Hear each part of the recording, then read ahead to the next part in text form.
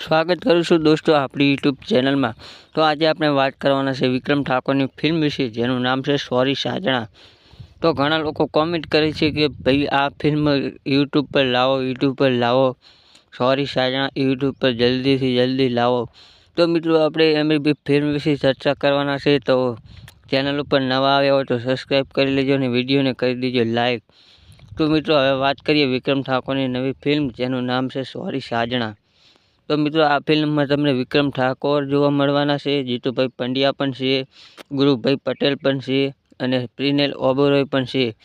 તો મિત્રો તમને ખબર જ હશે આ ફિલ્મ ઘણા સમયથી યુટ્યુબ પર નથી આવતી।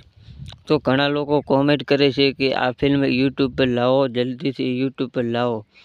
તો મિત્રો આ ફિલ્મ રિલીઝ થઈ હતી 22 નવેમ્બર 2024ના દિવસે અને ઘણી બધી કમાણી પણ આ ફિલ્મે કરી હતી। તો ઘણા લોકોને આ ફિલ્મ યુટ્યુબ પર જોઈ છે। તો મિત્રો ફિલ્મની વાત કરીએ તો આ ફિલ્મ યુટ્યુબ પર ક્યારે આવશે? તો મિત્રો વિક્રમ ઠાકોરની ફિલ્મનું કોઈ જ નક્કી નથી હોતું। મિત્રો આવે તો 2 થી 3 મહિનાની અંદર પણ આવી જાય છે, ના આવે તો 2 વર્ષ પણ લાગી જાય છે। મિત્રો તમને ખબર જ હશે વિક્રમ ઠાકોરની 2 ફિલ્મો આવી હતી, જે 3 થી 4 મહિનામાં જ આવી હતી। તો અમર પ્રેમ અને રખેવાળ, મિત્રો આ 2 ફિલ્મો સાથે આવી હતી। એક ફિલ્મ આવી હતી સી મારું ગુજરાતી ચેનલ પર અને એક ફિલ્મ આવી હતી સિનેકોમ ગુજરાતી પર।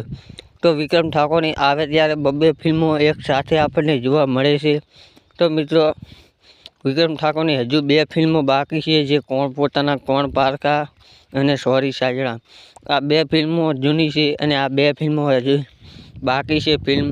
આમ તો વિક્રમ ઠાકોરની 2-3 ફિલ્મ બાકી છે, 3-4, પણ આ 2 ફિલ્મો બહુ જૂની છે અને આ ફિલ્મ આવવાની બહુ શક્યતા છે મિત્રો, કારણ કે નવરાત્રિના તહેવારમાં વિક્રમ ઠાકોરની ફિલ્મો રિલીઝ થાય છે। તમને ખબર જ હશે અમર પ્રેમ ને રખેવાળ 2 ફિલ્મો તહેવારના દિવસે રિલીઝ કરવામાં આવી હતી અને આ ફિલ્મો પણ રિલીઝ થશે। તો ચેનલ પર નવા આવ્યા હોય તો ચેનલને કરી દીજો સબસ્ક્રાઈબ। તો